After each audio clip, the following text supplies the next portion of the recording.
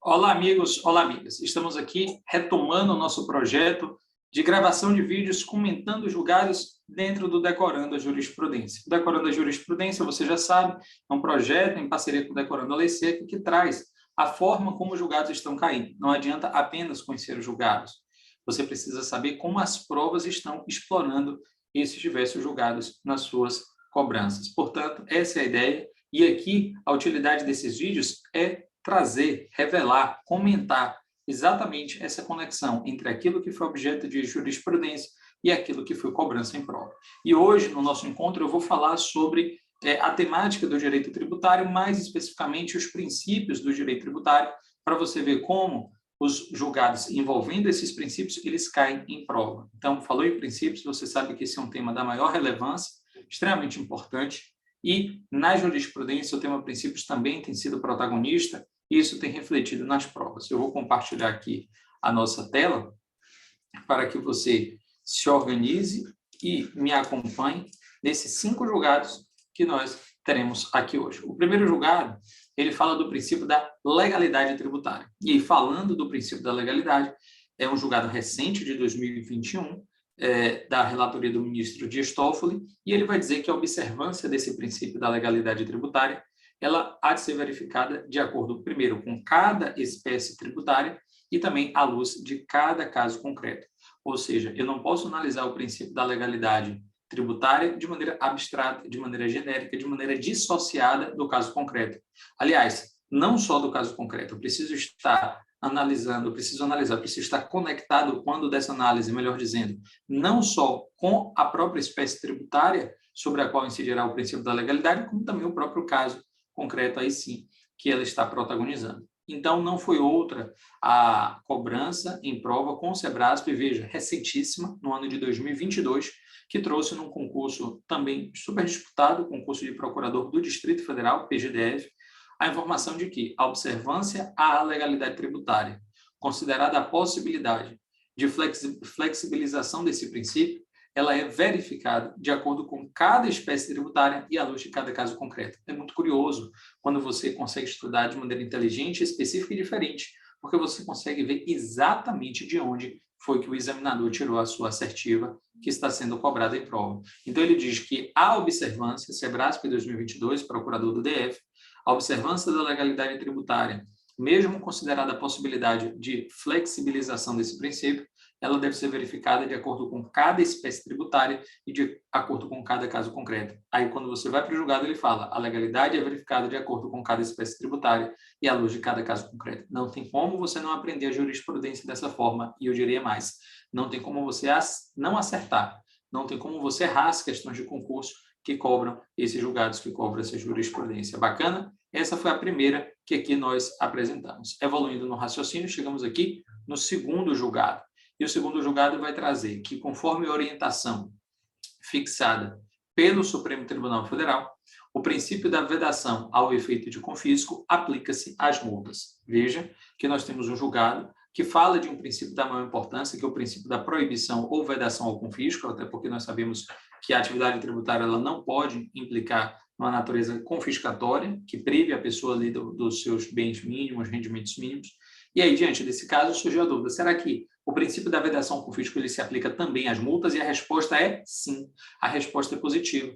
Veja que houve um caso em que o tribunal de origem reduziu a multa de 60% para 30%, porque 60% seria considerada confiscatória, 20%, 30% não foi considerado. Então, você vê aí que é um julgado do Supremo Tribunal Federal que diz que essa corte já teve a oportunidade de considerar multas de 20% a 30% do valor do débito como adequadas à luz da vedação ao confisco. Por outro lado, aquela que estava no montante de 60% do valor do débito, essa foi considerada uma multa confiscatória. E isso pode ser aplicado para a multa, o princípio da vedação ao confisco? Resposta sim.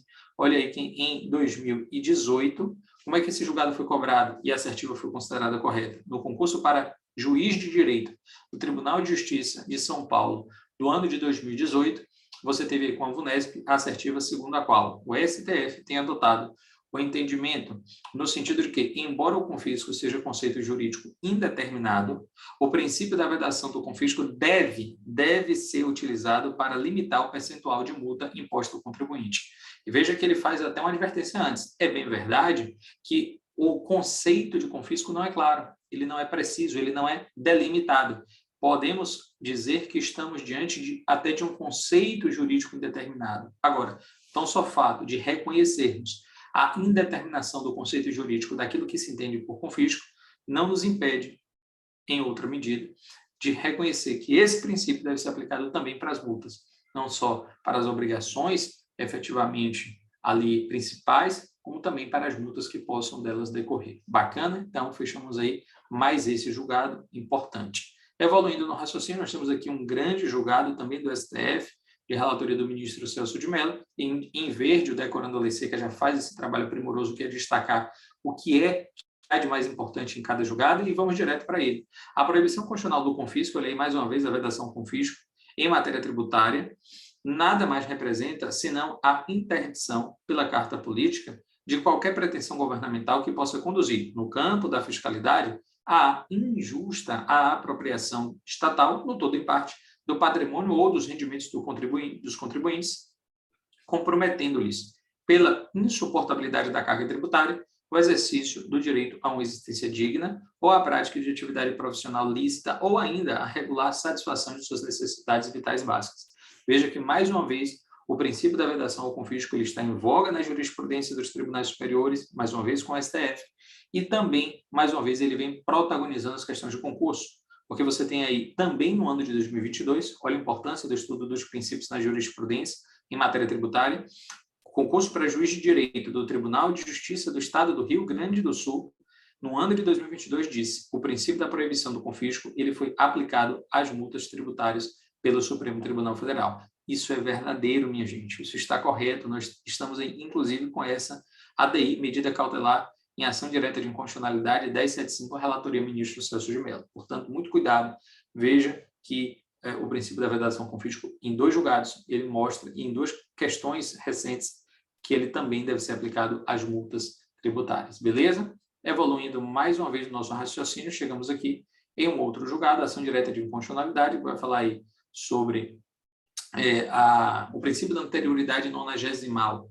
E aí, falando desse princípio, mais especificamente no destaque dado aqui pelo Decorando a Lei Seca, nesse estudo do Decorando a Jurisprudência, né, eu me refiro à equipe do Decorando a Lei Seca, e aí nós temos que o princípio da anterioridade nonagesimal, ele aplica-se somente aos casos de instituição ou de modificação de contribuição social, e não se aplica aos casos de simples prorrogação da lei que houver instituído ou modificado. Então, veja, uma coisa é instituir, outra coisa é prorrogar. Uma coisa é instituir, outra coisa é prorrogar.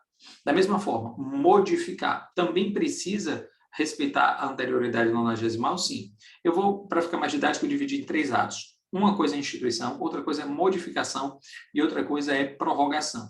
No caso da instituição e da modificação da contribuição social, instituição e modificação, eu tenho que observar o princípio da anterioridade nonagesimal? Resposta, sim. Seja para instituir, seja para modificar. Professor, quando é que eu não vou precisar, segundo a jurisprudência do STF, quando é que eu não vou precisar observar o princípio da anterioridade nonagesimal? No caso de simples prorrogação da lei que houver instituído ou que houver modificado.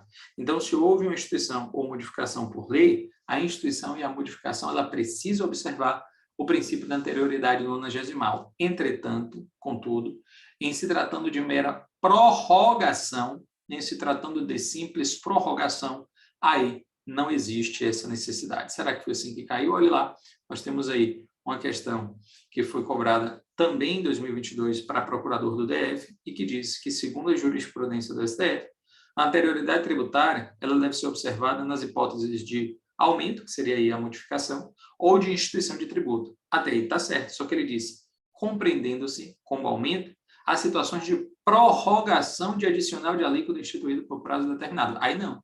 Aí não, porque a gente viu que para instituir e para modificar, eu preciso observar a anterioridade, inclusive a nonagesimal.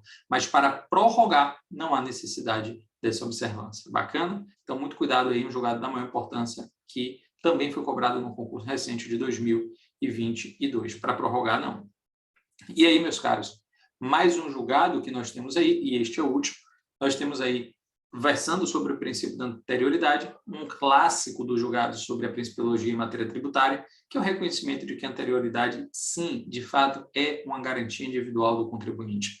Isso não tem nenhuma dúvida, isso é algo que, de fato, está consolidado na jurisprudência, mas você precisa estar atento, porque isso continua caindo nas provas. Então, quando a gente fala dos princípios tributários, eles constituem a garantia do contribuinte? Sim.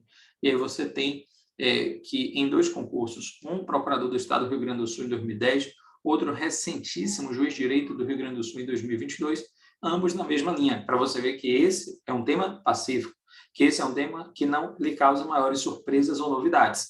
Você tem aí, na primeira cobrança, né, no primeiro certame, o enunciado dizendo que, segundo a jurisprudência do Supremo Tribunal Federal, a anterioridade tributária caracteriza-se como uma garantia individual do contribuinte. Ponto. Beleza, foi exatamente na linha do julgado.